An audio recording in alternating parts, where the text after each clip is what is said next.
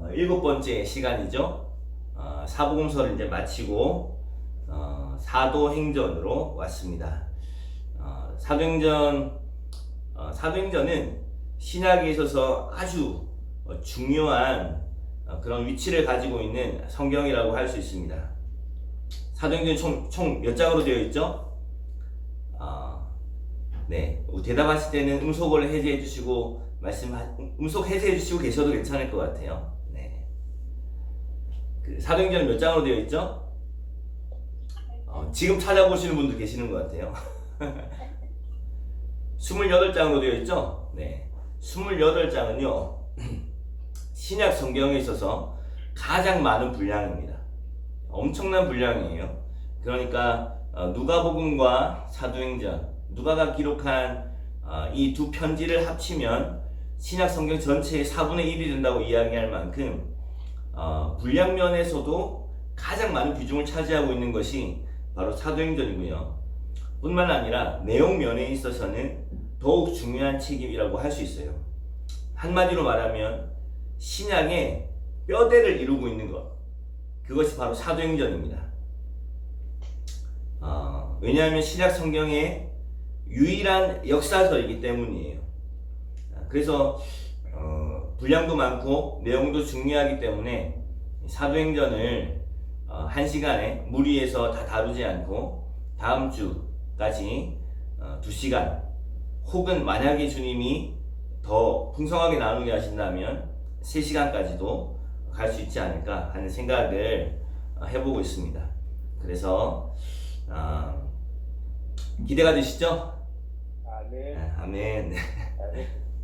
사도행전을 통해서 또 우리에게 말씀하실 주님을 기대합니다. 왜냐하면 사도행전은 사실은 사도들의 이야기라기보다는 사도들과 함께 하셨던 성령의 이야기이며, 그리고 사도들이 성령이 어떻게 교회를 인도하셨는지에 대한 이야기이기 때문에 저와 여러분이 사실은 사도행전을 통하여서 어떻게 우리가 살아가야 하는지를 발견할 수 있다고 저는 생각이 되어집니다. 왜 하나님은 역사서를 신약에는 단 한 권만 허락하셨을까요? 많은 분들이 마태, 마가, 누가, 요한도 시간적인 순서대로 쓰였고 역사서라고 할 수 있지 않냐 이렇게 이야기하시지만, 사실은 사복음서를 신약 성경의 역사서로 포함하는 것은 좀 무리가 있는 이야기입니다. 왜냐하면 아직까지 성령이 임하지 아니하였고 엄밀한 관점으로 보았을 때 사복음서는 새 언약이 성취되었다고 이야기할 수 없기 때문입니다. 성경이 예수 그리스도를 새 언약의 중보라고 말씀하시잖아요. 그러니까 예수님의 이야기는 사실은 엄밀하게 이야기하자면 옛 언약, 구약과 새 언약, 신약을 잇는 이야기, 이 새 언약이 가능해지기 위해서, 새 언약의 성취를 위해서 오신 분, 새 언약의 중보이신 예수 그리스도에 관한 이야기가 사복음서이고요. 사복음서가 그러므로 가운데 있고 옛 언약과 새 언약이 있는 것입니다. 그래서 이 새 언약, 신약, 새 언약이라고 이야기할 때 사도행전만이 교회의 새 언약의 탄생, 새 언약의 성취로 말미암아 교회가 탄생되어진 이야기를 담고 있는 것은 사도행전이 유일하고, 그 교회가 어떤 모습이어야 하고 또한 어떤 것들을 주목해야 하는지를 기록하고 있는 것이 서신서라고 이야기할 수 있습니다. 우리는 지금 앞선 시간들을 통해서 사복음서를 살펴보게 되었고 이제 사도행전을 살펴보게 될 것인데요.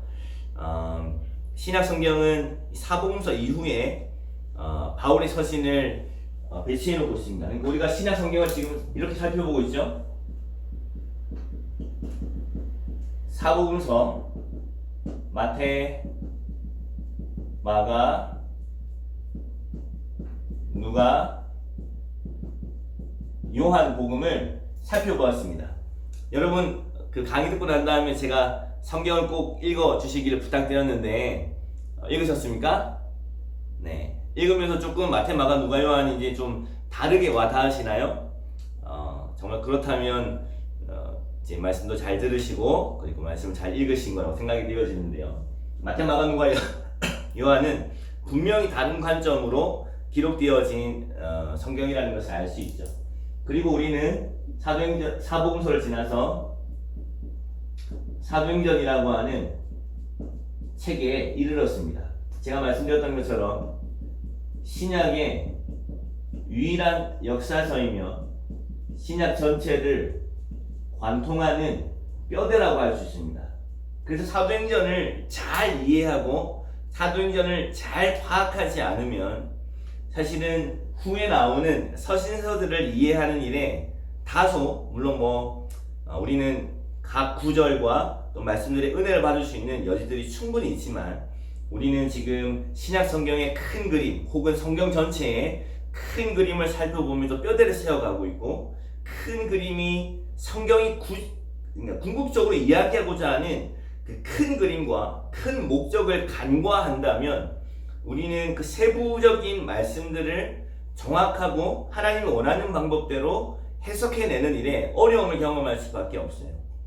사도행전의 큰 주제가 바로 성령에 관한 것인데 성령에 대한 주제도 얼마나 자기가 받고 싶은 대로 받아요, 그죠?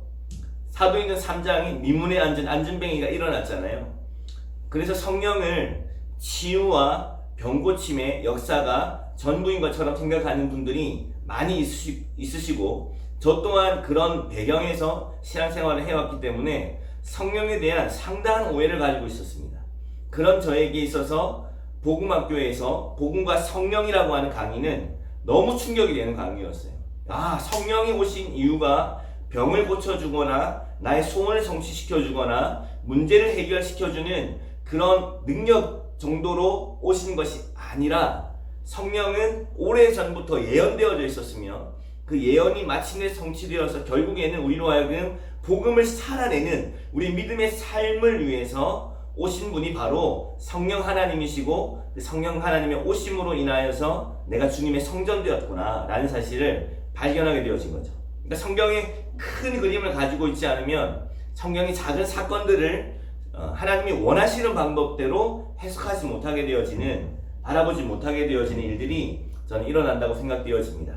그 사도행전은 신약 성경을 잘 이해할 수 있는 뼈대를 제공하고 있습니다. 특별히 바울 서신이 그렇지 않습니까? 사도행전이 끝나면 바로 바울 서신이 등장하는데요. 이 바울 서신은 바울의 1차, 2차, 3차 전도여행 그리고 로마의 1차 구금 그리고 풀려난 시간 그 2차 구금이라고 하는 아주 역사적인 사건을 중심으로 바울 서신이 기록되어졌습니다. 그래서 고린도 교회, 데살로니가 교회, 빌립보 교회, 골로새 교회, 에베소 교회들에게 쓰여진 편지가 바로 바울 서신이었죠. 그러니까 분명히 그 교회의 상황에 맞는 어떤 이야기들을 하고 있는데 그 사건들은 사도행전에 기록되어 있단 말이죠. 그 사도행전의 그 뼈대와 사건들을 잘 이해하고 있지 않으면 왜 바울이 고린도 교회에게는 이렇게 이야기하고 있는지 골로새 교회에게는 이렇게 이야기하고 있는지를 이것을 이해하게 될 때 바울 서신을 더 풍성하게 이해할 수 있게 되어진다는 거죠. 그래서 뼈대를 잘 세우는 것이 저는 아주 중요하다고 생각합니다. 그리고 바울 서신이 끝나고 나면 일반 서신이라고 하는 다른 사도들에 의한 서신이 등장합니다. 그리고 마지막으로 요한계시록으로 신약 성경은 마무리가 되어지죠.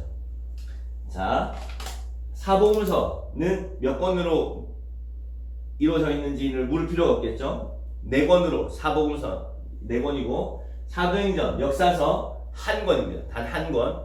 그리고 바울 서신은 총 몇 권일까요?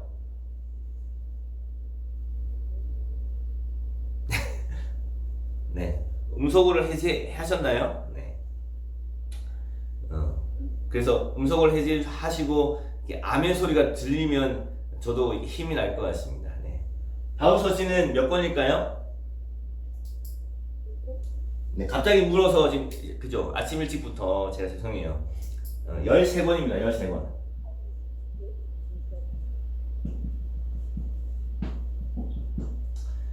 자, 바울 서신의 이 13권은 어떤 순서대로 자리를 위치하는 것일까요? 제일 먼저 나오는 것이 무엇입니까? 로마서죠, 로마서. 로마서에서부터 빌레몬서까지입니다. 자, 이 바울 서신은 어떤 순서대로 위치를 자리 잡은 것일까요? 첫 번째, 자, 기록된 순서대로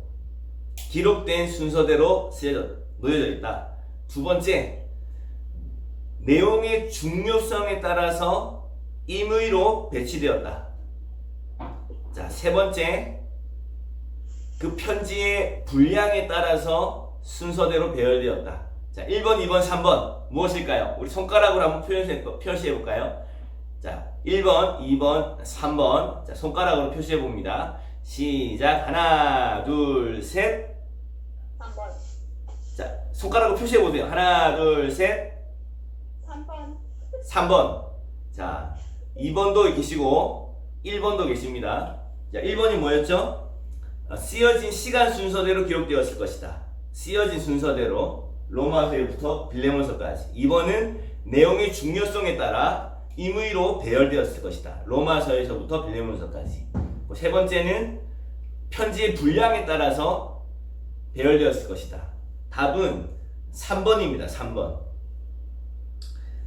기록되어 그 편지의 분량에 따라서 로마서가 몇 장이죠? 16장이죠? 그리고 바로 따라서 나오는 성경이 무엇입니까? 고린도전서입니다. 고린도전서, 고린도후서 분량에 따라서 기록되어져 있다는 사실을 우리는 알 수 있게 되어져요. 물론 분량이 많다는 말은 그만큼 그 내용도 아주 중요하다고 이야기할 수는 있겠죠.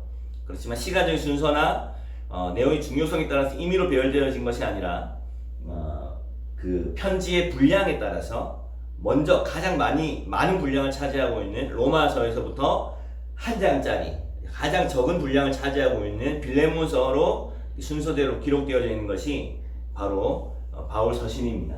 그리고 난 후에 일반 서신이라고 하는 베드로전후서, 요한 1, 2, 3서, 유다서 이런 성경들, 히브리서를 기준으로 해가지고 기록되어져 있는 것이 총 8권이죠.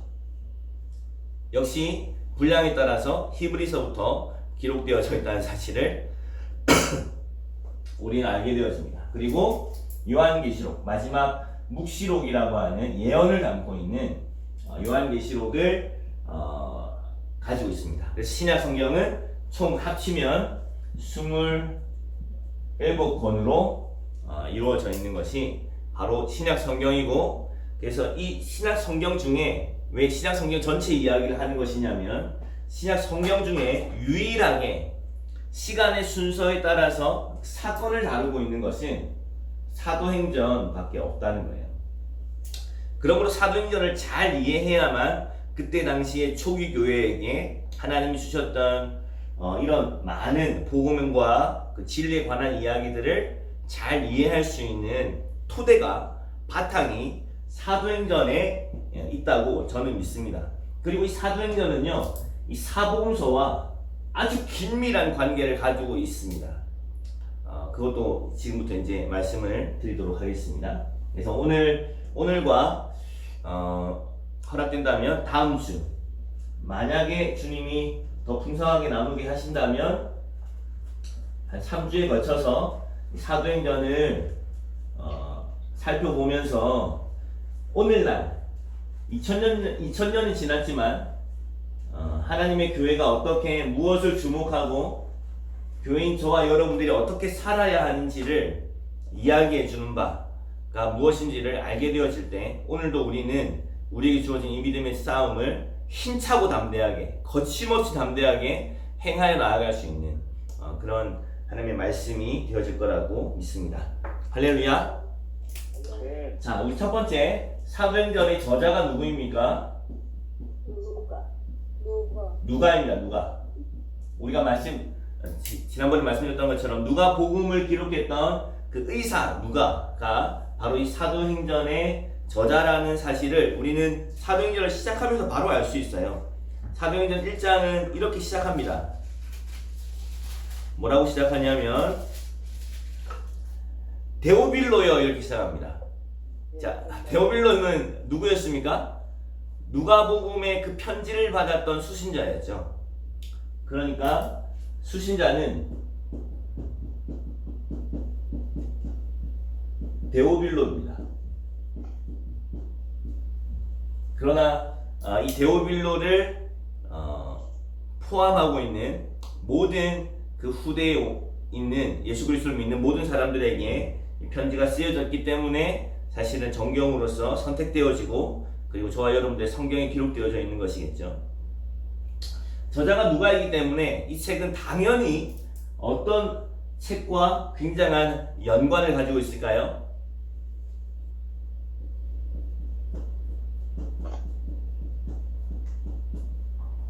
이 책은 누가복음과 상당한 연관을 가지고 있습니다. 그래서 이 책을 잘 이해하기 위해서는 누가가 주목하고 있는 그 주제에 대해서 주목해 보아야만 사도행전을 왜 이런 관점에서 기록하였는지를 알 수 있게 되어지는 거죠. 자, 기록연대 AD 63년경 기록되어진 것으로 알려져 있습니다.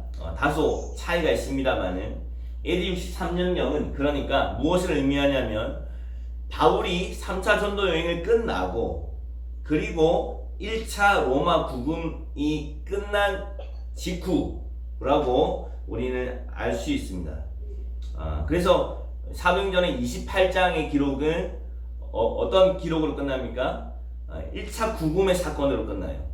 로마 1차 감옥에 들어가 앉아서 어떻게 그 당시에 로마에 있는 유대인들을 초대하여서 복음을 전하였고 그 복음을 거침없이 담대하게 하나님의 나라에 관한 이야기를 전하였는지 28장이 마무리되어진 것으로 보았을 때 최소한 로마에 구금되어진 그 사건 이후에 그리고 직후에 기록되어진 것으로 알려져 있고 이 사도행전은 갑작스러운 어떤 마무리를 짓는 것처럼 보입니다.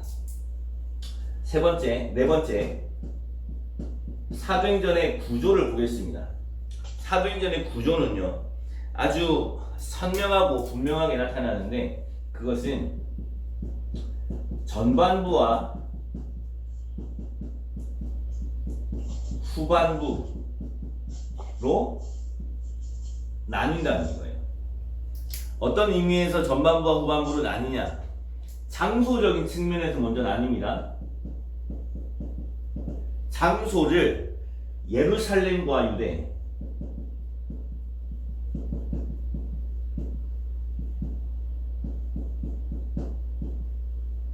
예루살렘과 유대를 중심으로 하고 있는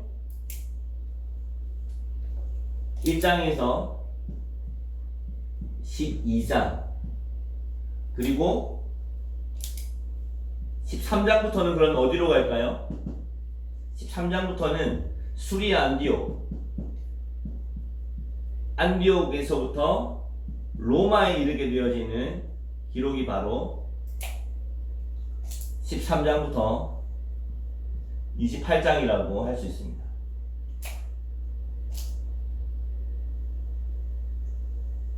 그래서 사도행전의 구조는 아주 단순합니다. 1장부터 12장까지 유대 예루살렘을 중심으로 이야기가 펼쳐지고 있고요. 13장부터는 방향선회가 아주 분명하게 나타납니다. 그래서 예루살렘을 떠나서 로마에 이르게 안디옥 교회를 중심으로 하여 어떻게 복음이 확산되어져 가고 있는지를 주목하고 있는 것이 그 다음의 이야기입니다.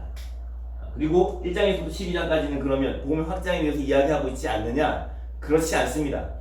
복음의 확장에 대한 준비를 하고 있는 것을 우리는 1장부터 12장까지를 통해서 알 수 있게 되었어요. 장소적인 측면에서도 그러하고요. 인물적인 측면에서도 그러합니다. 인물적인 측면에서 1장부터 12장은 누구에 관한 기록을 중심으로 하고 있을까요?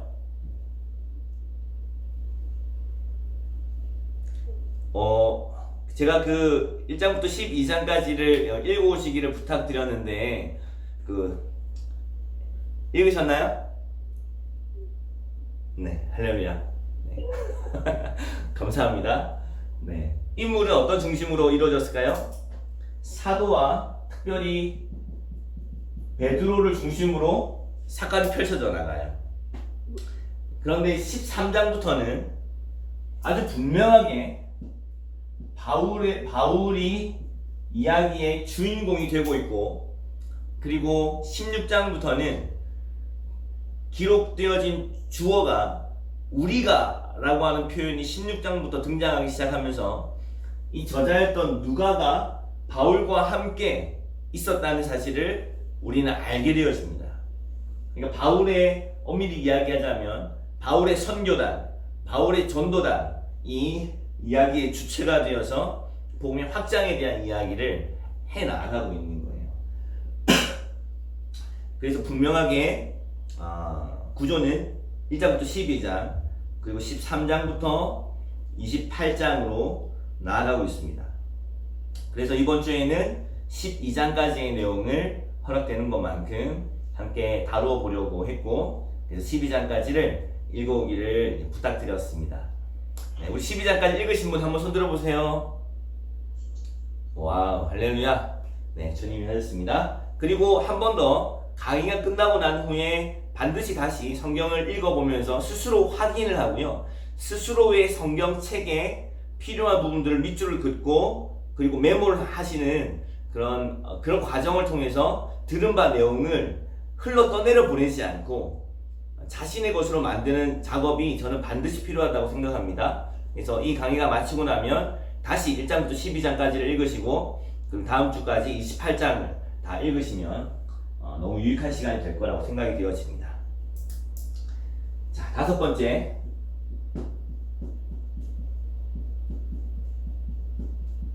기록 목적.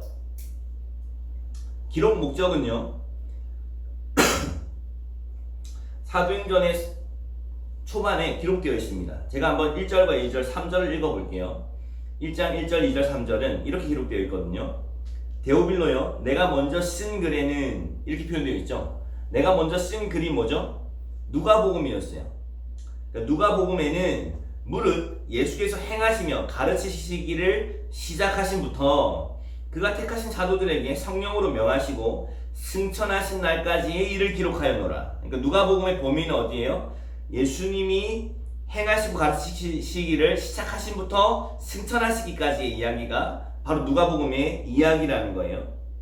그리고 그가 고난받으신 후에, 그러니까 십자가를 지시고 죽으시고 부활하신 후에 또한 그들에게 확실한 많은 증거로 친히 살아계심을 나타내사 40일 동안 그들에게 보이시며 하나님 나라의 일을 말씀하시니라. 그러므로 이 사도행전이 쓰여진 목적은, 이 글은 예수님의 승천 이후의 일을 기록하는 것입니다. 물론 승천 사건도 짧게 포함하고 있습니다. 그리고 그러니까 시간적인 순서대로 누가복음에 마찬가지로 누가복음이 시작하면서 내가 차례대로 살펴 미루어 본 일을 차례대로 기록하였다 이렇게 이야기하는 것처럼 사도행전도 시간적인 순서에 따라서 승천하신 예수님을 시작으로 하여서 이야기를 펼쳐나가고 있고, 그 주제는요, 다시 한번 말씀드리지만 하나님의 나라에 관한 이야기를 누가는 하고 있다는 것을 여기에서도 알 수 있죠. 예수님이 40일 동안 여러 가지 일들을 하셨을 텐데 그 일을 누가는 단 한마디로 이야기하고 있습니다. 그들에게 보이시며 하나님 나라의 일을 말씀하시니라 라고 이야기하고 있어요. 이것은 조금 더 이 사도행전의 특징에 가서 조금 더 구체적으로 말씀을 드리도록 하겠습니다.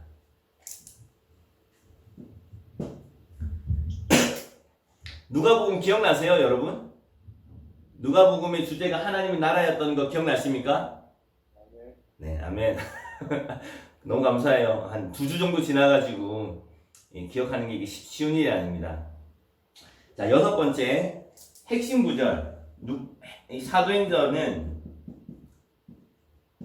아주 중요한 핵심 구절을 가지고 있습니다. 마가복음의 핵심 구절이 뭐였죠? 기억나십니까? 마가복음 10장 45절이었죠. 인자가 온 것은 섬김을 받으려 온 것이 아니라 섬기러 왔고 자신의 목숨을 대속물로 내어주어 그렇게 오셨다고 하는 말씀이 마가복음의 핵심 구절인 것처럼 사도행전의 핵심 구절이 있습니다. 그것이 무엇이겠습니까?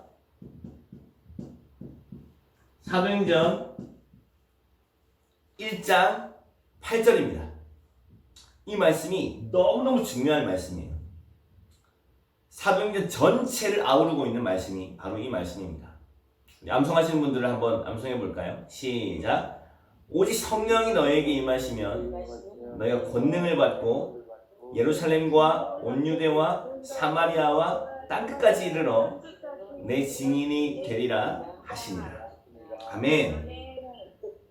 그래서 사실은요, 사도행전의 원제는 사도행전이라고 이야기하는 일에는 사실은 조금 부족함이 있습니다.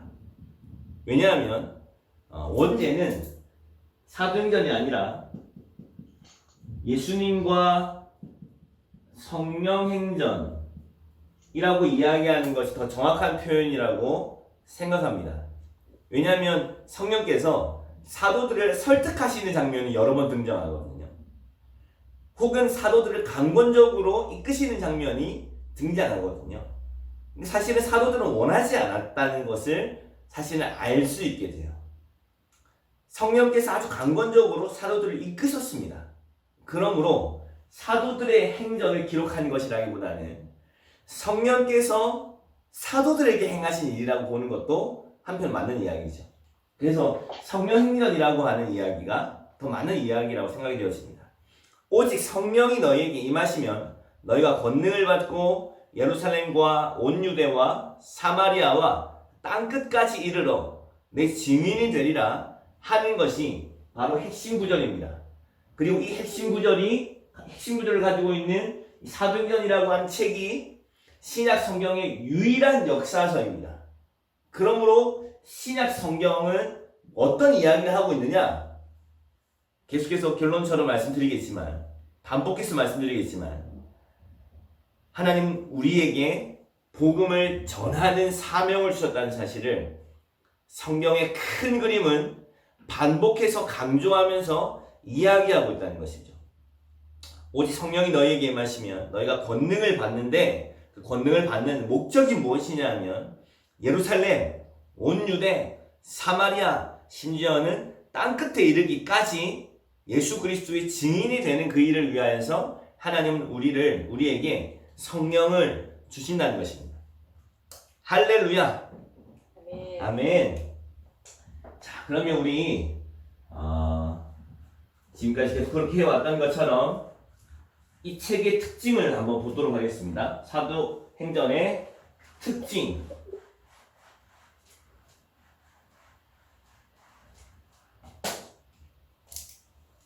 7번이죠.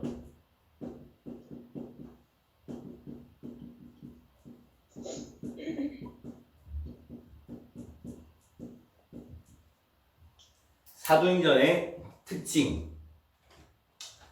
첫 번째 특징은 아주 중요한 특징을 가지고 있는데요. 그것은 누가복음과의 관계입니다.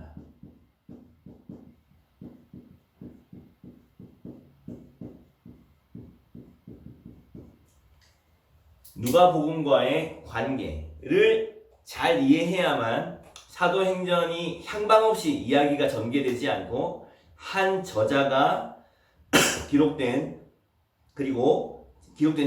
책이며 그가 전달하려 하는 바는 아주 초점이 분명하구나 라는 사실을 알게 되어집니다. 사도행전은 누가복음과의 연결 속에서 보는 것이 너무 중요한 이야기입니다. 누가는 보세요. 이 누가복음과 사도행전 이 두 편지를 한 대상에게 이어서 보내고 있다는 사실을 기억해야 됩니다. 그 사람이 데오빌로였죠, 그죠? 한 대상에게 이 두 편지를 기록하고 있습니다. 그러므로 이 두 편지의 내용은 이어지는 이야기입니다. 이 편지는 이 편지를 배제하고 쓰는 것이 아니고 이 편지는 이 편지를 배제하고 쓰는 것이 아니라는 거예요. 이 편지가 있다고 한 전제에서 이 편지가 쓰여졌으며 이 편지를 쓸 계획을 가지고 이 편지를 쓴 것입니다. 무슨 말인지 이해가 되시죠?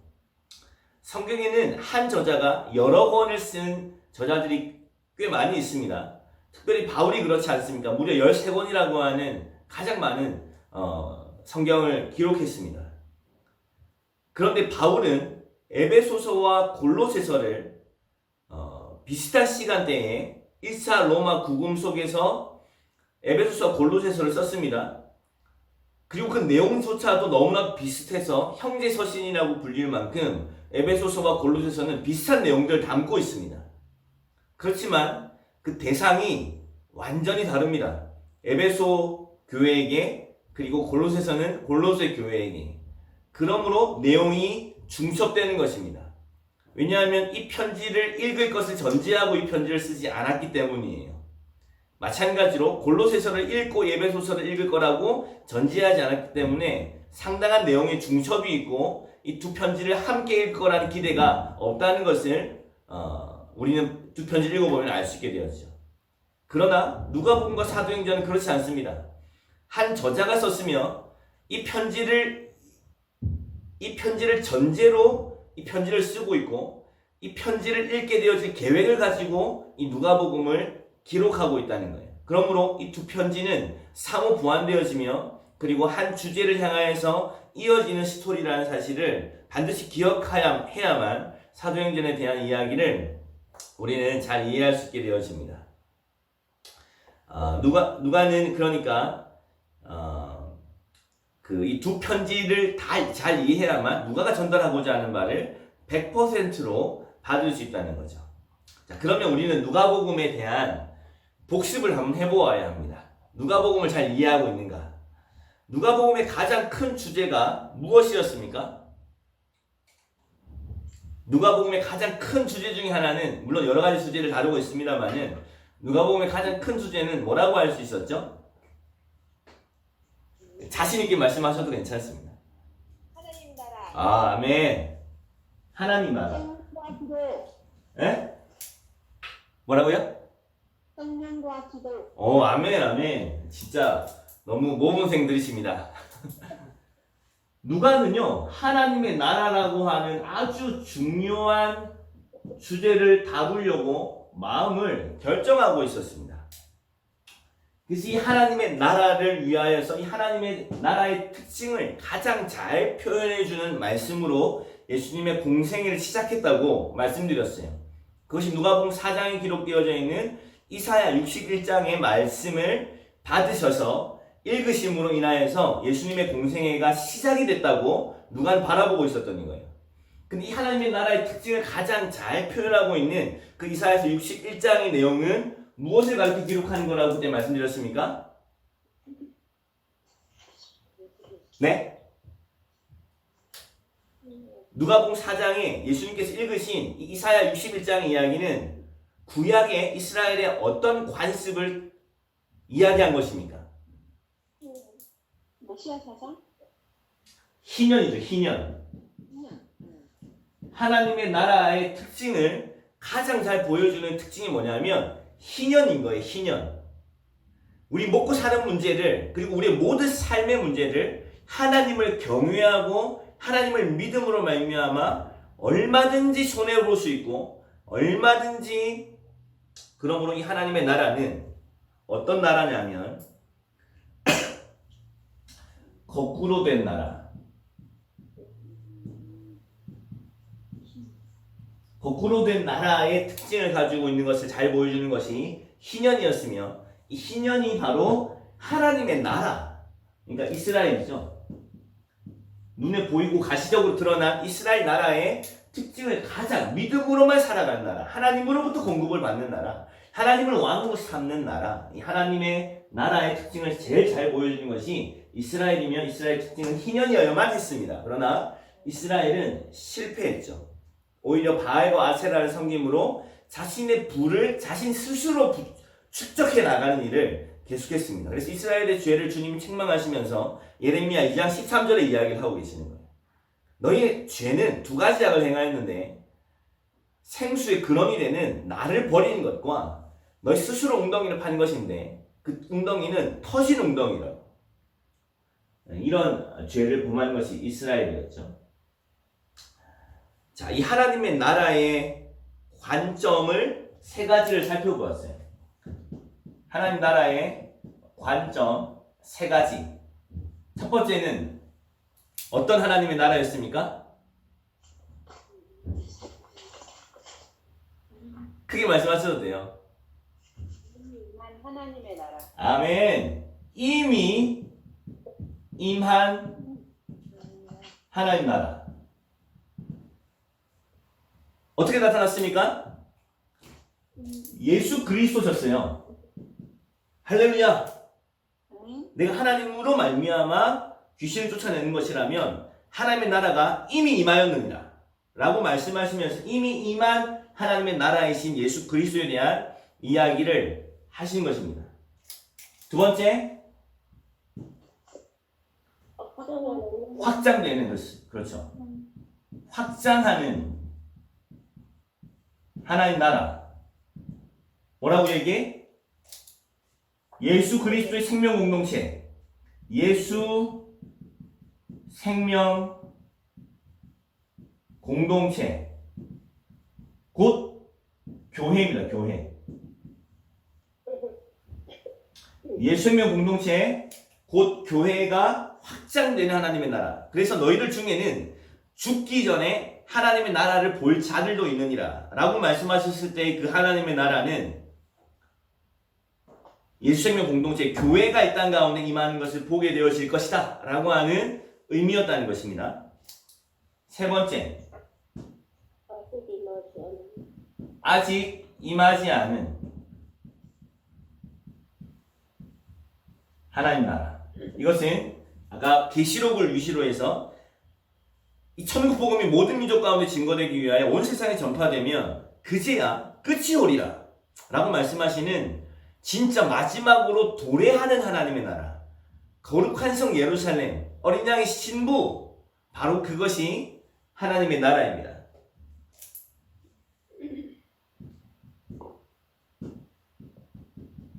거룩한 성 예루살렘을 이야기하는 거죠. 자, 이 세 가지 관점에서 하나님의 나라를 이야기했습니다.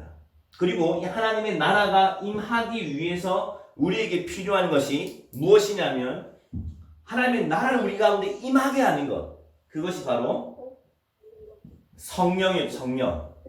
성령님이 임하시면 하나님의 나라가 임하는데 이 성령님은 언제 임하는가를 예수님이 친히 보여주셨어요. 언제 성령이 임하는가? 언제 임합니까? 기도할 때 임했다는 사실을 우리는 알게 되어져요. 자, 이 사실을 다시 한번 생각해 보니까 어때요? 자, 말씀을 한번 찾아볼까요? 누가복음 3장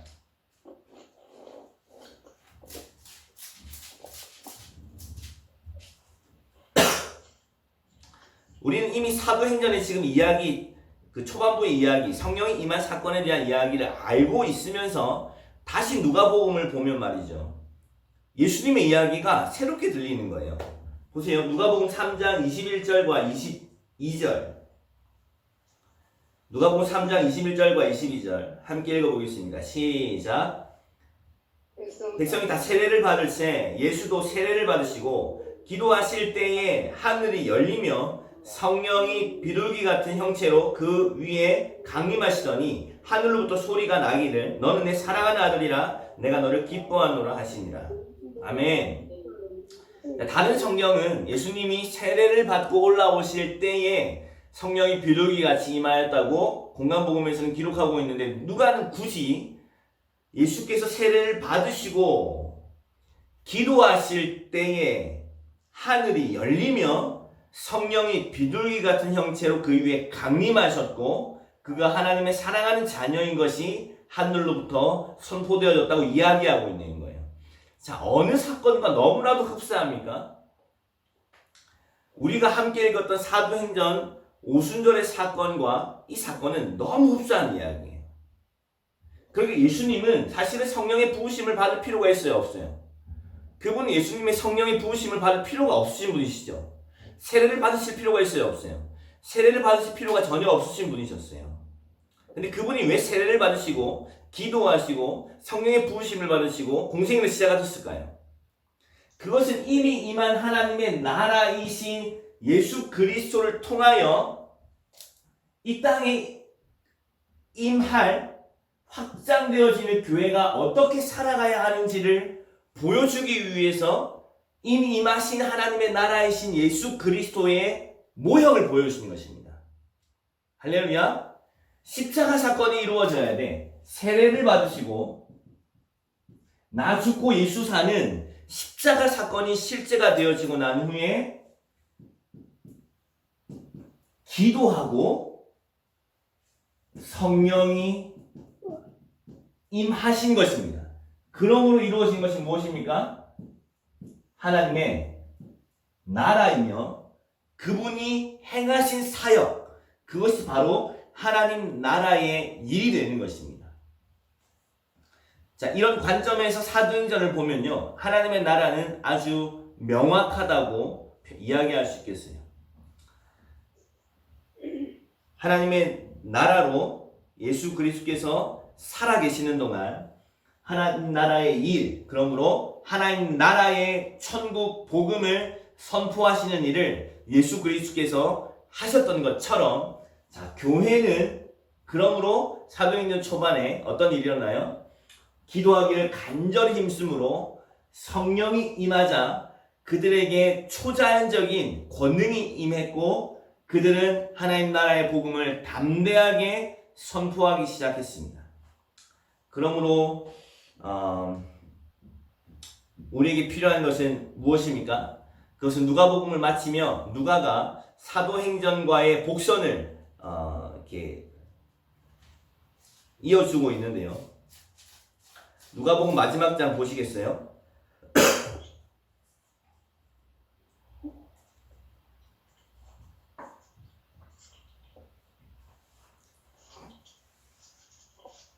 누가복음 마지막 장은 사도행전과 그러니까 내용이 이어지고 있는 거예요.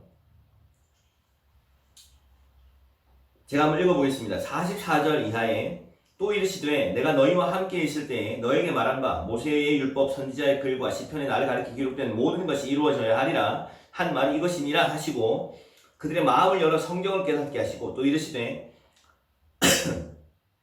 이같이 그리스도가 고난을 받고 제3일에 죽은 자 가운데서 살아날 것과 또 그의 이름으로 죄사함을 받게 하는 회개가 예루살렘에서 시작하여 모든 족속에게 전파될 것이 기록되었으니 너희는 이 모든 일의 증인이라. 49절에 볼지어다 내가 내 아버지께서 약속하신 것을 너희에게 보내리니 너희는 위로부터 능력으로 입혀질 때까지 이 성에 머물라 하시니라. 이것이 예수님이 승천하시기 전에 제자들에게 부탁하신 것입니다. 무엇을 부탁하셨습니까? 이 성을 떠나지 말어. 그리고 내가 승천하고 난 후에 내가 아버지께서 약속하신 것, 그것을 너희에게 보내어 줄 것이야. 그러면 너희가 위로부터 능력을 얻게 될 것이라고 이렇게 사도행전 1장과 누가복음 마지막 장을 겹쳐서 똑같은 일을 설명하고 있는 것이죠. 오직 성령이 너희에게 임하시면 너희가 권능을 받고 모든 족속에게 이 예루살렘으로부터 시작하여 모든 족속에게 이 죄사함을 얻게 하는 회개하는 이 복음이 선포되어질 것에 대하여 이야기하고 있는 것입니다. 할렐루야. 그리고 사도행전은 놀랍게도 이 두 번째 이야기로 넘어가는 거예요. 이미 임한 하나님의 나라가 누가복음을 통하여서 예수 그리스도의 시작부터 승천에 이르기까지의 하나님의 나라에 대한 이야기를 누가가 했다면 사도행전은 그 다음 이야기를 하고 있는 것입니다. 확장하는 하나님의 나라가 어떻게 임했는지, 그리고 예수 그리스도께서 그 안에 사심으로 말미암아 예수님이 그러하셨다는 것처럼 이 천국 복음을 예루살렘에서부터 모든 족속으로 어떻게 하나님이 위로부터 임하는 그 능력으로 인하여서 복음을 선포하였는지를 기록하고 있는 것이 바로 사도행전인 것입니다. 그래서 사도행전으로 한번 가보겠습니다. 사도행전 1장. 자, 1장 1절부터 8절 말씀까지 우리 번갈아 가면서 한번 읽어볼까요? 제가 한 절 읽고 여러분들이 한 절 읽고 이렇게 번갈아 가면서 읽어보도록 하겠습니다. 시작. 제가 먼저 읽습니다. 데오빌로여, 내가 먼저 쓴 글에는 무릇 예수께서 행하시며 가르치시기를 시작하신부터 그가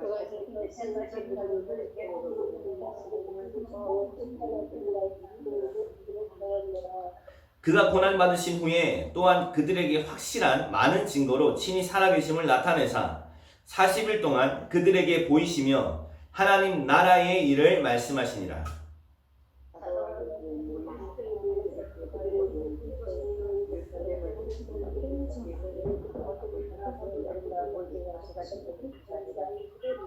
요한은 물로 세례를 베풀었으나 너희는 몇 날이 못되어 성령으로 세례를 받으리라 하셨느니라.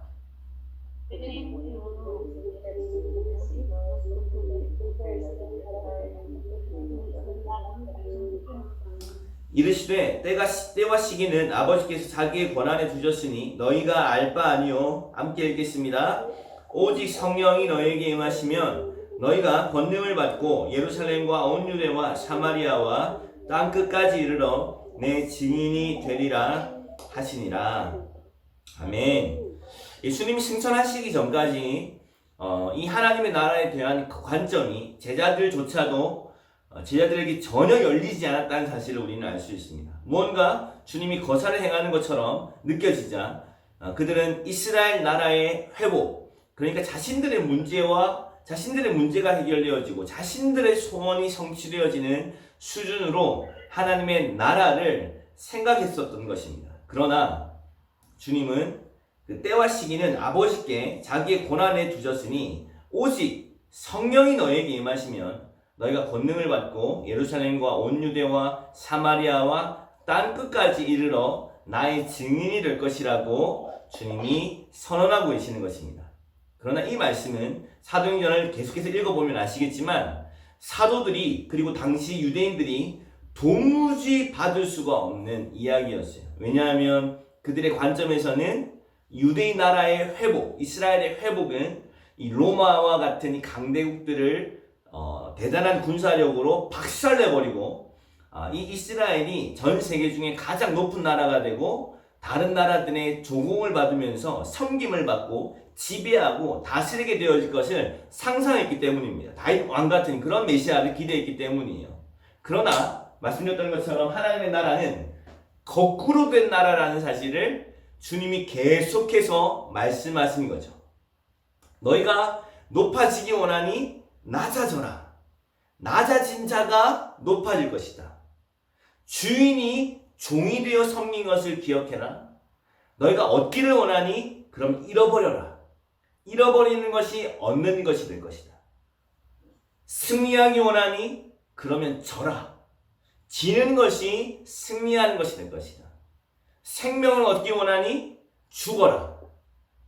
그러면 그 죽음 속에서 생명을 얻게 되어지는 것이 바로 하나님 나라의 일이라는 사실을 주님은 이야기하고 계십니다.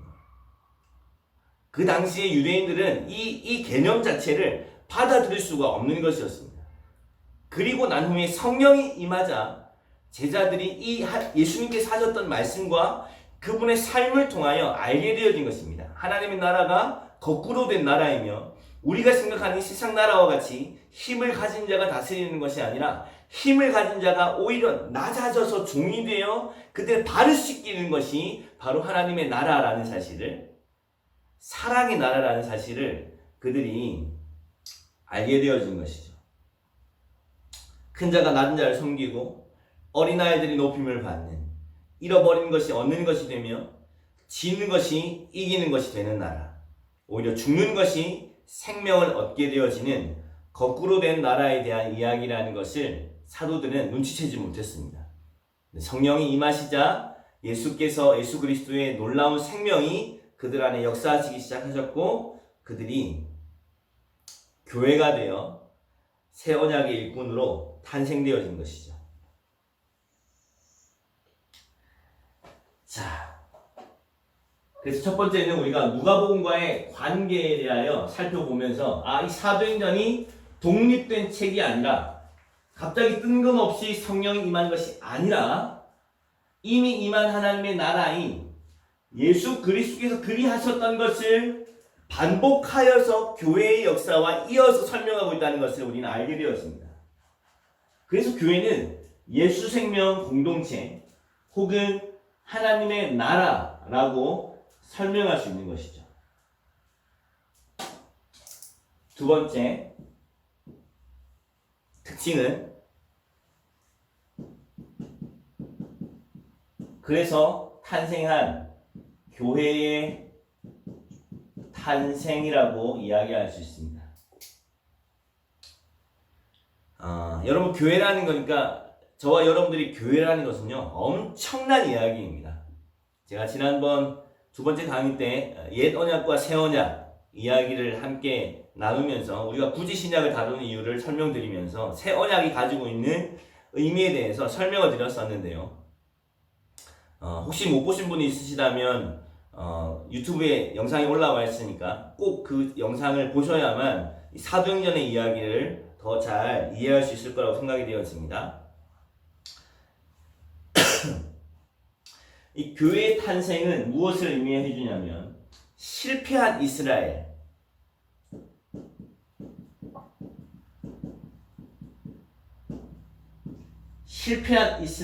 무엇이 실패입니까?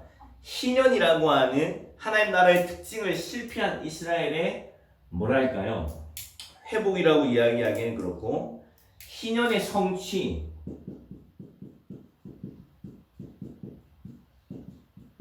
말하자면 하나님의 나라가 하나님의 나라의 성취라고 할 수 있겠죠.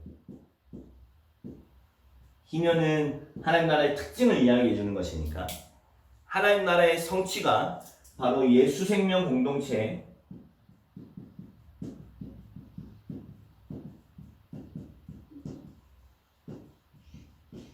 공동체를 통해서 나타났다는 것입니다. 가시적으로 처음으로 나타났다는 것입니다. 사도행전 1장 14절에 말씀하고 계시는 것처럼 여자들과 예수의 어머니 마리아와 예수의 아우들과 더불어 마음을 같이하여 오로지 기도에 힘쓰게 되어졌고 하나님께서 약속하신 바로 그것. 그래서 요한복음은 몇 번이나 기록하고 있잖아요. 내가 떠나야 하는 것이 너에게 유익이 될 것이다. 내가 떠나야만 아버지께로 보내실 성령을 내 이름으로 내 자격으로 너에게 보내실 것이고 그 성령이 임하면 내가 너희에게 이르렀던 모든 일들을 너희가 깨달아 알게 될 것이다. 지금은 따라올 수는 없으나 나중에는 따라오게 될 것이며 지금은 너희가 다 이해할 수 없으나 나중에는 성령이 임하고 나면 이해하게 될 것이라고 주님이 말씀하셨습니다. 누가는 예수님에게 임했던 그 하나님의 나라가 동일하게 예수 생명 공동체에 임했다는 것을 이야기하고 있는 것이죠. 성도들은 기도하였고 성령이 그들에게 임하였습니다. 그리고 그들은 확장하는 하나님의 나라인 교회의 탄생으로 하나님이 일하셨습니다. 그리고 성령의 충만함을 입은 베드로가 회중을 향하여 설교하기 시작했고 그들의 회개를 촉구하고 예수 그리스도의 십자가의 죽음과 부활의 의미를 그들에게 설명하며 이 예수를 죽인 자들이 바로 너희들이라는 사실과 회개하고 돌이켜 세례를 받게 되었을 때 우리가 그러한 것처럼 성령을 선물로 받을 것에 대하여 아주 담대하게 선포합니다. 그때에 백성들이 3,000명씩 5,000명씩 회개하고 세례를 받고 모여서 함께 기도하며 떡을 떼는 일들이 일어나죠. 갑작스러운 일이었습니다. 오순절에 일어난 일이었죠. 그래서 2장 42절에는 이렇게 이야기합니다. 사도행전 2장 42절에는 그들이 사도의 가르침을 받아 서로 교제하고 떡을 떼며 오로지 기도하기를 힘쓰니라. 갑자기 교회가 태어나 버린 거예요. 그들은 오순절을 기념하기 위해서 먼 지방에서부터 온 사람들이었습니다. 진 에드워즈의 사도행전 이야기를 읽어보면 그 당시에 먼 지역에서 온 사람들이 전도를 받고 십자가의 복음을 만나고 성령의 역사로 말미암아 그들은 갈등해야만 했을 거라고 책이 기록하고 있습니다. 왜냐하면 집으로 돌아갈 것인지 말 것인지 이전처럼 살아갈 것인지 말 것인지를 결정해야만 했던 것입니다. 아마 이 3,000명, 5,000명 회개하고 돌아온 사람들은 예루살렘에만 거주했던 사람들은 아니었을 것입니다. 마치 지자들도 마찬가지였죠. 그들은 디아스포라였으며 그러나 이 복음의 전함을 받고 회개하고 돌이키며 함께 모이게 된 것입니다. 그러니까 어떤 필요가 생겼을까요? 수많은 사람들이 살아야 할 거처와 수많은 사람들이 먹어야 할 음식의 문제가 생겨나는 것이죠. 그때 어떤 일들이 일어납니까? 43절에 보면 사람마다 두려워하는데 사도들로 말미암아 기사와 표적이 많이 나타나니 믿는 사람이 다 함께 있어 라고 표현하고 있죠. 이건 특별한 표현이지 않습니까? 다 따로 있지 않고요. 믿는 사람들이 다 함께 있었다고 이야기하고 있어요.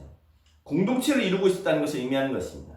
서로가 서로에게 물리적으로 같이 잠을 잤냐 안 잤냐 이 이야기를 하는 게 아니라 서로가 서로를 향한 책임을 가지고 있었다는 것을 의미하는 것입니다. 그래서 모든 물건을 서로 통용하기 시작했습니다. 또 재산과 소유를 팔아 각 사람의 필요를 따라 나누어 주기 시작했습니다.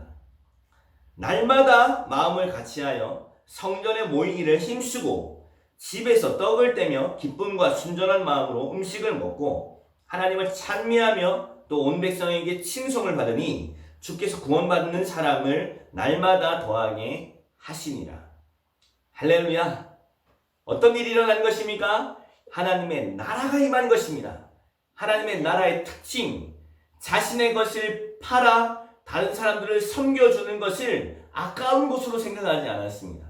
심지어 자신의 소유를 다 팔아서 자신의 소유를 사도의 발 아래 두는 일들이 빈번하게 일어났으며 그러므로 그 결과 예루살렘 교회는 가난한 자가 없었다고 하는 충격적인 기록을 우리는 보게 되어지죠. 나중에 사도행전을 보면 가난한 자가 교회 안에 없었다고 하는 표현을 보게 되어집니다. 왜 이 표현을 굳이 누가가 기록하고 있을까요? 이스라엘은 그 일에 실패했기 때문이에요. 하나님의 나라가 얼마나 사랑과 섬김과 그런 부유하고 풍성한 나라인지를 하나님이 희년을 통하여서 누리게 하셨는데 믿음이 없어서 할 수 없었던 이스라엘이 실패한 바로 그것을 완성되어진 하나님 나라의 성취인 교회, 바로 예수 생명 공동체에서는 이 희년이 성취가 된 것입니다. 자기의 것은 누구도 자기의 것이라고 이야기하지 않았어요. 자기의 것을 함께 나누고 날마다 함께 모이기를 힘쓰고 떡을 떼며 교제하고 정말 하나님의 나라가 저 하늘에 있는 것만이 아니라 성령께서 임함으로 예수 그리스도와 함께 연합되어진 공동체 안에 하나님의 나라가 얼마나 부유하게 누려지는지를 누가는 이야기하고 있는 거죠. 할렐루야. 그러므로 여러분, 성령이 이 땅 가운데 오신 이유는 제가 복음 이전에 생각했던 것처럼 병을 치유하거나 예언을 하거나 어떤 특별한 은사가 나타나는 그것을 위해서 성령이 오시는 것이 아니라는 것이에요. 물론 그것은 성령께서 이 하나님의 나라로 당신의 사람들을 불러들이는 일에 있어서 통로가 되어줄 수 있겠고 표적이 되어줄 수 있겠습니다. 그렇기 때문에 하나님이 사도들에게도 그 일을 허락하셨고 우리는 그러한 일들 하나님의 응답을 기대하고 때로는 병에 든 사람들을 위하여 질병에 걸린 사람들을 위하여 기도하기도 하고 하나님의 역사가 나타나기를 간구하기도 합니다. 그러나 그것이 궁극적인 성령이 오신 목적은 아니었다는 거예요. 성령이 이 땅 가운데 오신 이유는 무엇입니까? 복음이 실제가 되어져서 내가 죽고 예수 그리스도가 내 안에 사시는 복음을 살게 하심으로 말미암아 복음을 살아내는 여러 예수 그리스도의 생명되어진 공동체가 하나님의 나라를 누리게 하는 것입니다. 그리고 이 하나님의 나라의 누림을 통하여 이 세상으로부터 하나님의 나라가 칭송을 받게 되고 그리고 높임을 받게 되고 하나님의 나라로 소망의 이유를 이야기함으로 그들을 함께 하나님의 나라에 합류시키는 것, 이것이 바로 하나님 나라가 이 땅 가운데 임한 이유이며 성령이 이 땅 가운데 임한 이유인 것이죠. 할렐루야. 저는 이 땅의 교회가 이렇게 회복되어져야 된다고 믿습니다. 이 땅의 교회가 이렇게 회복되어져야 합니다. 여러분, 이것이 과격한 일이 아닙니다. 이것은 성경적인 이야기입니다. 자신의 소유를 다 팔아서 가난한 사람들에게 나누어 주는 것 말이죠. 과격한 이야기가 아닙니다. 이것이 교회의 근본이며 성경적인 교회의 모습이었다는 사실을 우리는 반드시 기억해야 합니다. 우리는 더욱더 모이기에 힘써야 합니다. 떡을 떼며 교제해야 합니다. 우리가 지금은 이렇게 온라인으로 만날 수밖에 없지만 여러분, 우리는 모이기를 패하는 어떤 사람들의 습관과 같이 하지 말고 날마다 모여 함께 주님의 나라에 임함을 간절히 기도하며 성령의 임함을 구하는 그런 공동체가 저는 회복되어져야 된다고 생각합니다. 할렐루야. 그러므로 우리 사랑하는 동료자 여러분, 함께 공동체로 살아가시고 또 함께 서로를 책임지시고 그리고 함께 모이기를 힘쓰고 우리 안에 하나님의 나라가 누려지는 은혜가 있기를 주님의 이름으로 축복합니다. 그래서 우리가 교회를 다녀오면 마음에 시험을 드는 것이 아니라 진짜 교회를 다녀왔을 때 그 하나님의 나라의 그 즐거움과 기쁨, 그 행복으로 충만케 되어지는 은혜가 있기를 주님의 이름으로 축복합니다. 자, 세 번째,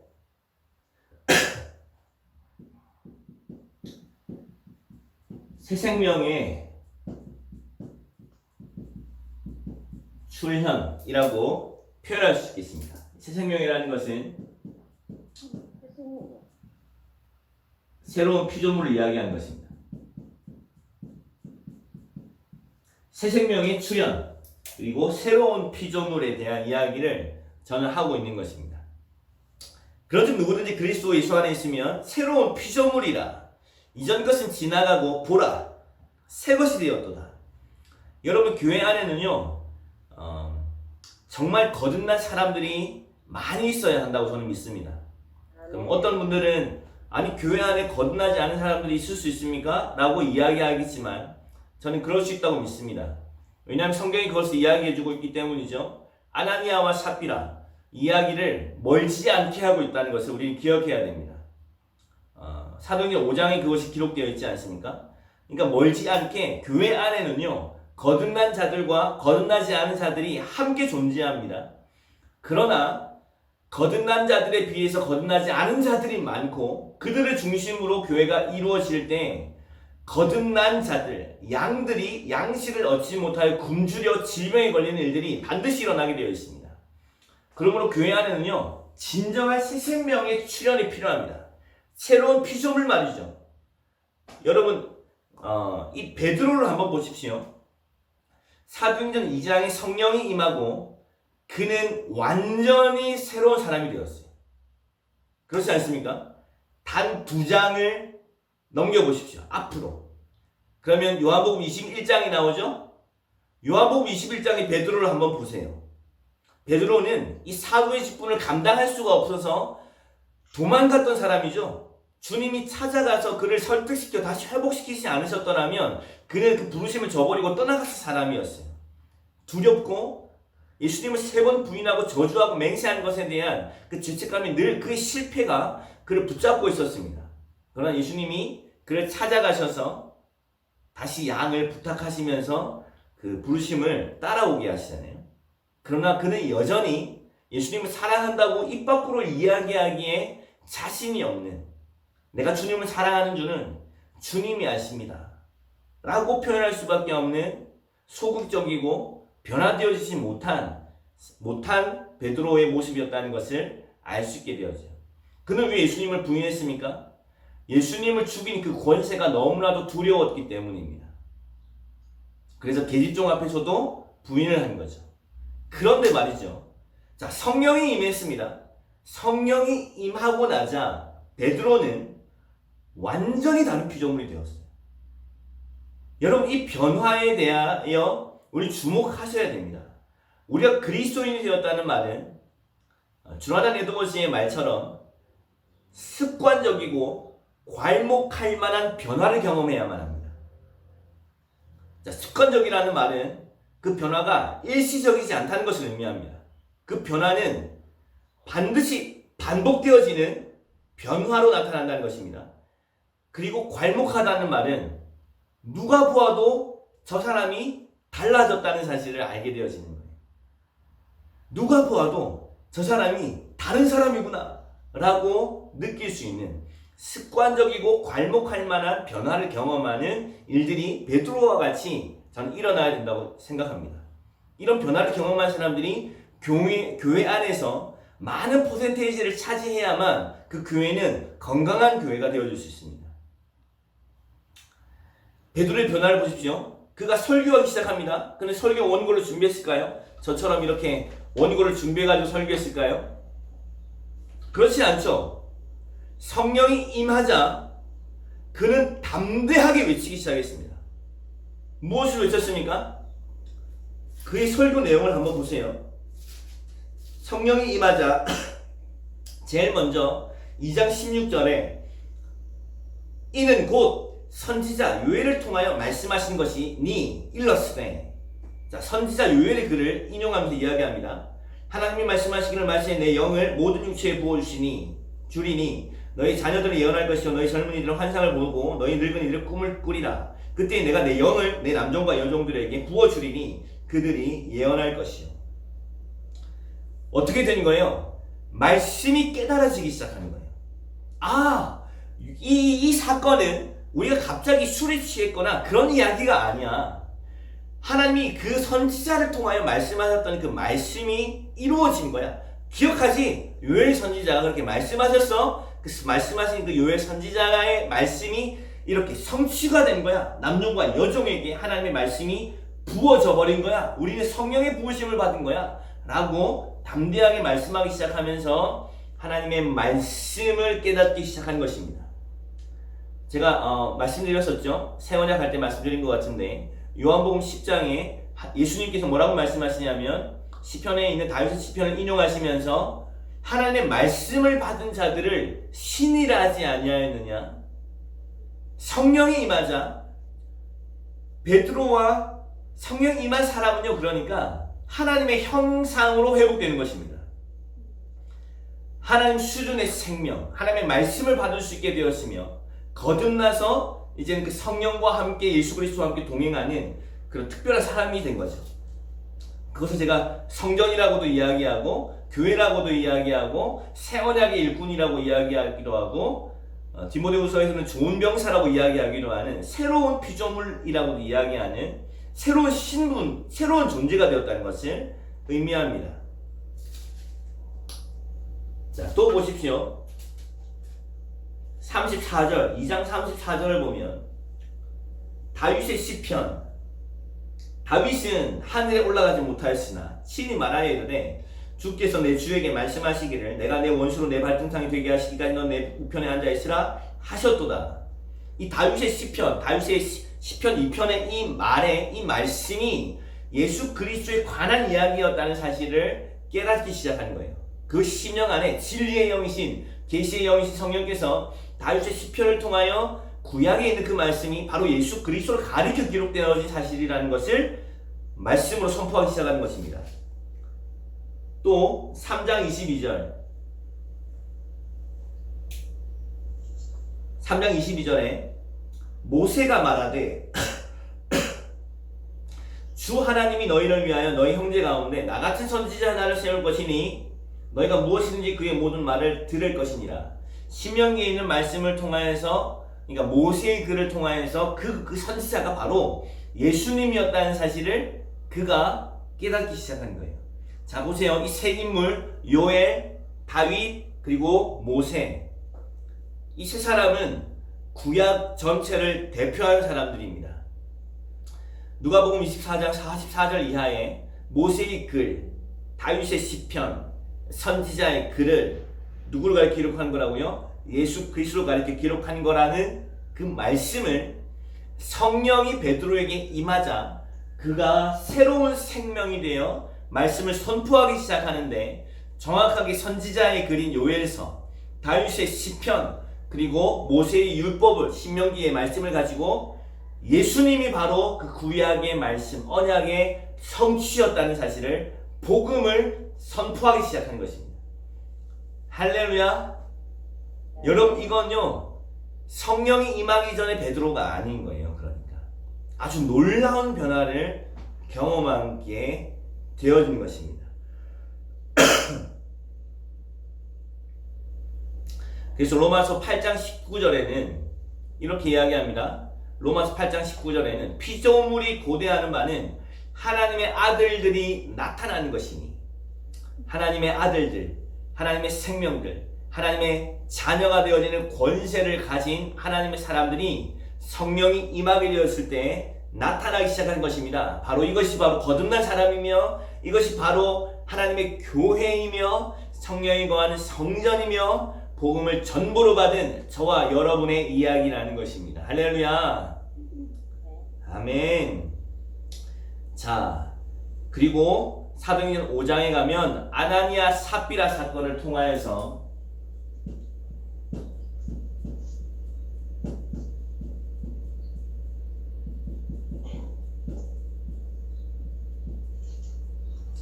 이 예수 생명은 결코 흉내낼 수 없는 일이라는 것을 알게 되었습니다.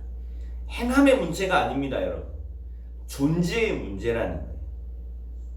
바나바가 모든 재산을 다 팔아서 사도들의 발 앞에 두고 사람들로부터 인정함을 받는 것을 보자 우리도 그렇게 해야 되겠다고 생각했습니다. 그래서 다 팔기는 팔았는데 그 얼마를 감추어 두고 사도들의 발 앞에 두게 되었습니다.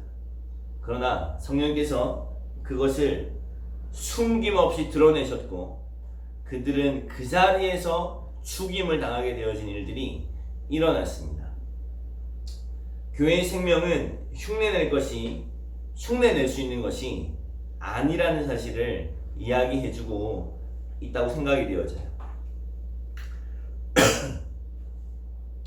자, 그리고 곧바로 핍박이 시작되었습니다.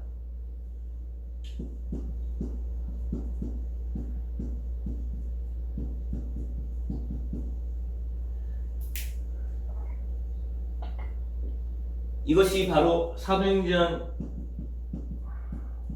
3장과 4장에 있는 이야기라는 사실을 여러분 기억하셔야 돼요. 무엇을 의미하냐면 우리가 믿음으로 살아가다 보면 고난이 올 수도 있고 고난이 오지 않을 수도 있는 이런 이야기가 아니라는 것입니다. 교회는 핍박받는 교회이며 고난받는 교회라는 사실을 반드시 기억해야만 합니다. 그래서 주님이 말씀하시는 거예요. 세상이 나를 미워했다는 것을 기억해라. 주인이 종보다 크다는 것을 기억해. 주인이 세상의 미움을 받았으니 세상이 너희를 미워하는 것은 너무 당연한 일 아니겠니? 그러나 염려하지 말아라. 담대해라. 내가 세상을 이기었노라. 라고 말씀하시면서 교회가 고난을 받는 것은 어떤 특별한 일이 아니라는 사실에 대해서 예수님은요, 사복음서에 모든 제자도에 대해서 이야기를 하실 때에 이미 말씀하셨습니다. 제가 말씀드렸죠? 이때 당시에는 상당히 교회가 핍박과 고난과 그리고 이 사도행전만 보더라도 예루살렘 교회가 얼마나 극심한 가난과 기근에 시달리고 있었는지를 우리는 사도행전과 서신서를 보면 알 수 있어요. 바울은 이방에 있는 교회들, 고린도 교회, 빌립보 교회로부터 연보를 받아서 예루살렘 교회로 가져가기를 원했습니다. 그것이 3차 전도 여행의 목표이기도 했어요. 그만큼 예루살렘 교회는 굉장히 어려운 상황 가운데 있었고 고난 가운데 있었고 핍박 가운데 있었는데 이것이 교회의 궁극적인 골이 아니라 여러분 교회의 시작이 바로 이와 같다는 사실을 여러분 기억하셔야 됩니다. 그럼 저와 여러분들이 교회라면 고난과 핍박이 있는 것은요 자연스러운 이야기입니다. 어쩌면 고난과 핍박이 없는 이유는 무엇일까요? 우리가 그리스도인이라는 사실을 선명하게 드러내고 있지 않다는 증거일 수 있습니다. 우리가 그리스도인이라는 사실을 선명하게 드러내면 드러낼수록 딱 두 가지 반응은 아닙니다. 하나는 회개하고 예수님을 믿게 되는 것. 또 한 가지는 우리를 핍박하고 고난을 주는 것입니다. 그래서 사도행전에는요, 사도행전에 등장하는 신적 패턴이 있습니다.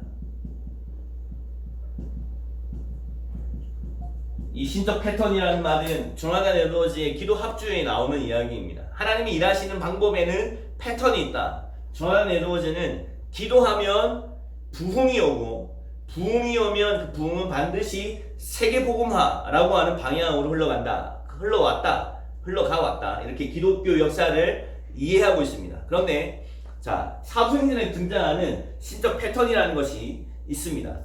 우리가 함께 살펴보았던 것처럼 모든 시작은요, 하나님 나라의 역사의 시작은 무엇으로부터 시작합니까? 자, 이제는 답이 나와야 합니다. 모든 하나님의 역사의 시작은 무엇으로부터 시작이 됩니까? 예수님은 모든 일을 하시기 위해서 그 전에 무엇을 하셨습니까? 아멘. 하나님 나라의 특징은 바로 이것입니다. 기도는 모든 하나님 나라의 역사의 원인이 됩니다. 어떤 분의 이야기처럼 이 인류의 모든 역사는요, 성도들의 기도에 대한 하나님의 응답입니다. 와, 놀라운 표현이죠? 모든 인류의 역사는요, 성도들의 기도에 대한 하나님의 응답입니다. 긍정적이든 부정적이든 마찬가지예요. 긍정적이라는 말은 우리의 기도가 응답된 것을 의미합니다. 자, 부정적인 하나님의 역사는 그러면 왜 그런 걸까요? 성도들이 기도하지 않았기 때문에 일어난 일이라는 거예요. 그러므로 모든 역사는 성도들의 기도에 대한 하나님의 응답과 성도들이 기도하지 않은 것으로 말미암는 죄의 결과로 나타나는 거예요. 그러면 신적 패턴, 그러니까 예수님이 누가복음을 통해서 계속 보여주시는 거예요. 모든 하나님의 역사의 원인은 무엇이냐면 기도입니다. 할렐루야. 그러므로 여러분, 우리 함께 기도하십시다. 모든 역사의 시작은 바로 기도입니다. 자, 기도하면 어떤 일이 일어났습니까? 성령이 임합니다. 성령이 임하셨습니다. 성령이 임했습니다. 성령의 충만함이 임하죠. 그러면 어떤 일이 일어납니까? 하나님의 나라가 임합니다. 이것을 뭐라고 이야기하냐면 부흥이라고 이야기합니다. 그래서 사도행전에는 세 차례 하나님의 말씀이 흥왕하여 가더라, 하나님의 말씀이 흥왕하여 가더라 이렇게 표현하고 있습니다. 하나님의 나라가 임했고, 하나님의 나라인, 하나님의 나라는 그러니까 교회를 의미하는 것입니다. 하나님의 나라가 임했고, 하나님의 나라가 임하고 나면 이 하나님의 나라인 교회의 이론들은 무엇을 합니까? 복음을 선포합니다. 자, 이 패턴이요, 계속해서 사도행전에 등장해요. 복음을 선포합니다. 그러면 반응은 두 갈래로 나뉩니다. 회개하고 믿는 사람들이 나오고요. 또 한 가지의 반응은 핍박과 고난입니다. 사도들이 사역하자 말자 바로 잡혀갔습니다, 여러분. 그리고 또 나와서 성전의 미문의 안전맹이를 일으켰을 때 또 잡혀갑니다. 그러면 사도들은 무엇합니까?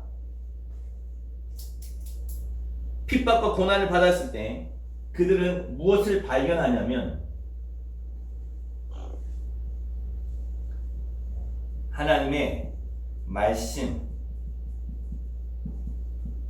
약속으로 갑니다. 이 상황이 결론이 아니라 하나님의 말씀과 하나님의 약속이 결론이라고 책을 펴들고 하나님이 뭐라고 말씀하셨는지를 확인합니다. 그것이 사도행전 4장에 나오는 성도들의 기도이지 않습니까? 자, 하나님의 말씀과 약속을 발견하면 그들은 무엇을 하는 겁니까? 다시 기도하는 것입니다. 기도하면 다시 성령이 임하고 그곳에 부흥이 일어납니다. 땅이 흔들리죠. 그리고 다시 복음을 선포합니다. 그러면 믿고 교회가 되는 사람들이 있고, 다시 핍박과 고난들은 세트입니다.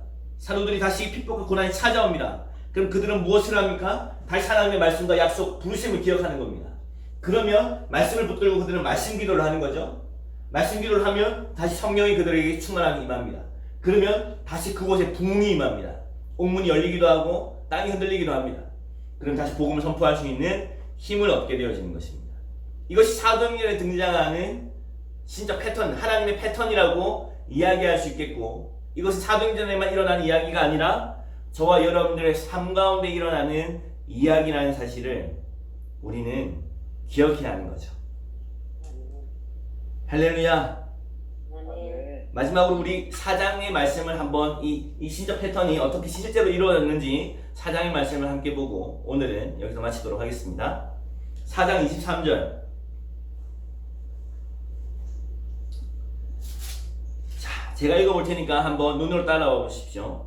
사도들이 노임에, 그러니까 그 옥에 갇혔다가 놓인 거예요. 붙잡혔다가 그 동료에게 가서 제사장들과 장로들의 말을 다 알리니 그들이 듣고 한 마음으로 하나님께 소리를 높여 이르되 대주제여 천지와 바다와 그 가운데 만물을 지으시니요 또 주의 종 우리 조상 다윗의 입을 통하여 성령으로 말씀하시기를 어찌하여 열방이 분노하며 족속들이 허사를 격려하였는고 세상의 군왕들이 나서며 관리들이 함께 모여 주와 그의 그리스도를 대적하도다 하신 이로소이다. 자, 이 말씀은 시편 2편에 있는 말씀이라는 사실을 우리는 알 수 있죠. 시편 2편 1절과 2절에 있는 말씀을 발견하는 거예요. 그리고 말씀으로 기도하기 시작하는 것입니다. 과연 그 말씀과 같이 말씀이 이루어진 것이군요. 과연 헤롯과 본디오 빌라도는 이방인과 이스라엘 백성과 합세하여 하나님께서 기름 부으신 거룩한 종 예수를 거슬러 하나님의 권능과 뜻대로 이루려고 예정하신 그것을 행하려고 이 성에 모였나이다. 아, 이들이 우리를 핍박하는 이유는 하나님의 말씀의 성취였군요. 주여, 이제도 그들의 위협함을 굽어보시옵고 또 종들로 하여금 담대히 하나님의 말씀을 전하게 하여 주시오며 손을 내밀어 병을 낫게 하시옵고 표적과 기사가 거룩한 종 예수의 이름으로 이루어지게 하옵소서 하더라. 빌기를 다함에 모인 곳이 진동하더니 무리가 다시 성령이 충만하여 담대히 하나님의 말씀을 전하니라. 그리고 믿는 무리가 한 마음과 한 뜻이 되어 모든 물건을 서로 통용하고 자기 재물을 조금이라도 자기 것이라 하는 이가 하나도 없더라. 하나님의 나라가 임하는 것입니다. 34절 그 중에 가난한 사람이 없으니 모든 것을 판값을 가져다가 사도들의 발 앞에 두게 되어지고 여기에 등장한 사람이 바로 구브로의 바나바라고 하는 사람이 여기에 등장하는 것입니다. 할렐루야. 성경은요, 점점 더 성경은 아주 쉽고 단순하고 아주 강력합니다. 저와 여러분들의 삶이, 저는 이번에 준비하면서 뭘 알게 됐냐면, 아, 그렇구나. 사복음서에 큰 두 가지 주제가 있었습니다. 그것이 무엇이었습니까? 첫 번째는 예수님이 누구냐는 거예요. 예수님이 누구이시냐가 사복음서의 주제였고, 두 번째 주제는 예수님이 왜 이 땅 가운데 오셨는가 라고 하는 주제입니다. 예수님 누구십니까? 하나님의 아들이시며 복음이십니다. 그래서 마가는 하나님의 아들 복음의 시작이라, 예수 그리스도의 복음의 시작이라 이렇게 선포하고 있는 거죠. 예수님은 왜 이 땅 가운데 오셨습니까? 십자가를 지시기 위해서 이 땅 가운데 오신 것입니다.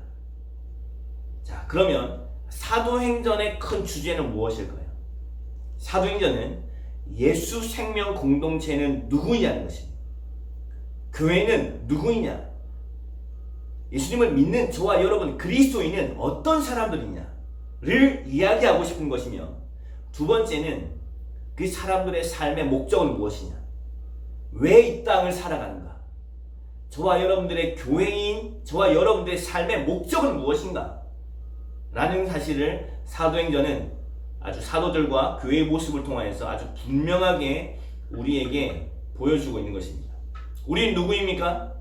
성령의 부음을 받은 복음이 실제가 되어진 예수 생명 공동체, 바로 교회입니다. 할렐루야.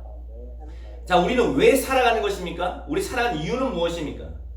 이것이 바로 사도행전 1장 8절의 이야기입니다. 오직 성령이 너에게 임하시면 너희가 권능을 받고 예루살렘과 온 유대와 사마리아와 땅끝까지 이르러 예수님의 증인 되어지는 것. 저와 여러분들이 살아가는 이유는 바로 이것입니다. 하나님 나라의 부흥과 선교 완성인 것입니다. 여러분, 이것이 특별한 어떤 사람들의 이야기라고 생각하지 마십시오. 이것은 교회인 저와 여러분들, 그리스도인들이 살아가는 목적과 이유라는 사실을 사도행전 단 한 권의 역사서로 주님이 우리에게 말씀해주고자 하시는 것입니다. 할렐루야. 네, 함께 오늘은 여기까지 하고요. 다음 시간부터 또 6장부터 시작되어지는 이야기를 함께 나눠보도록 하겠습니다. 우리 함께 잠깐이지만 기도할까요? 합심하여 하나님 우리에게 이 놀라운 복음을 허락하여 주신 것 감사드립니다. 또 성경을 알아가면 알아갈수록 내가 누구인지 그리고 나의 살아가는 이유는 무엇인지 내가 호흡하며 이 땅을 디디고 천국 가지 않고 주님 이 땅을 살아가야 하는 이유가 무엇인지 하나님 더욱 밝히 알게 하여 주시고 오늘 함께 나누게 되어졌던 것처럼 하나님 기도하는 삶을 살게 하여 주십시오. 하나님의 역사가 내 삶 가운데 임하고 시작되어질 수 있도록 하나님의 나라를 경험할 수 있도록 하나님 기도로부터 시작되어진 우리 삶이 되게 하여 주십시오. 함께 오늘 들은 바 말씀을 의지하여 함께 이 시간 기도하고 우리 최경미 선교사님 마무리 기도해 주시면 감사하겠습니다. 함께 기도합니다. 사랑하는 하나님 아버지 주님 감사와 찬송을 하나님 앞에 올려드립니다. 하나님 아버지 감사합니다. 하나님 우리를 살아계신 하나님의 거룩한 교회로 승리한 교회로 하나님 아버지 그리스도의 좋은 군사로 불러주신 이 주님의 어마어마한 부르심 앞에 하나님 우리 영혼을 세워주셔서 감사합니다.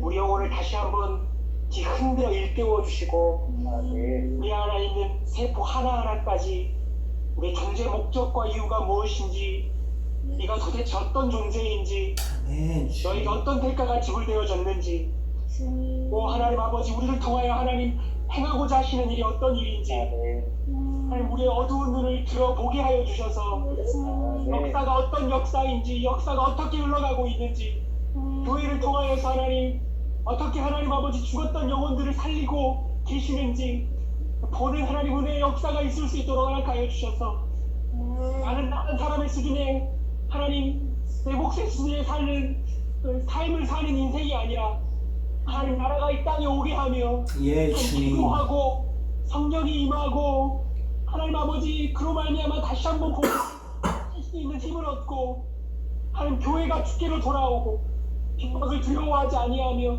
다시 기도에 힘쓰며 말씀을 발견하고 하나님 부흥과 성교 완성이 오는 하나님 이일의 하나님 아버지 유일한 동로로 우리를 불러주신 부르심 앞에 하나님 우리 영혼을 흔들어 깨워주시는 주님의 일하심을 찬양합니다. 아멘. 더 이상 주저하지 않고 더 이상 머뭇거리지 않고 더 이상 나를 위하여 사는 삶을 끝내고 하나님 주님께 자신을 온전히 드려서 주님의 역사가 하나님 당신의 부흥이 이 땅에 오게 하는 하나님 몸된 교회로 통로로 우리 자신을 온전히 드릴 것을 결정하며 나아갑니다. 오늘 하나님 아버지 기도를 할 수 있도록 결정과 결단을 할 수 있도록 우리 예배를 드리는 이 고백이 실제되어질 수 있도록 성령이여 우리 가운데 역사해 주시고 일하여 주시기를 주여 간구합니다. 이 우리 삶 가운데 이루어지기까지 기도의 자리를 떠나지 않겠으며 말씀을 붙드는 자리를 떠나지 않을 것을 다시 한번 고백하오니 우리를 붙들어 주시고 하나님 예수 핏값만큼 온전하게 사용하여 주시기를 주여 간구합니다. 모든 교회를 이 자리에 불러주셨고 말씀을 듣게 하시고 우리 영혼을 흔들어 깨워주셨사오니 이 것을 기대하며 순종의 자리에 나아갈 것 결단하오니 주여 일하시고 역사하여 주시옵소서. 주님을 기대합니다. 주님이 기대가 됩니다. 나로 살지 않고 예수로 사는 우리 한 사람 한 사람을 통하여서 하나님 나라 이 땅에 곧 오게 될 것을 신뢰하며 감사드리며 예수 그리스도 이름으로 기도합니다. 아멘.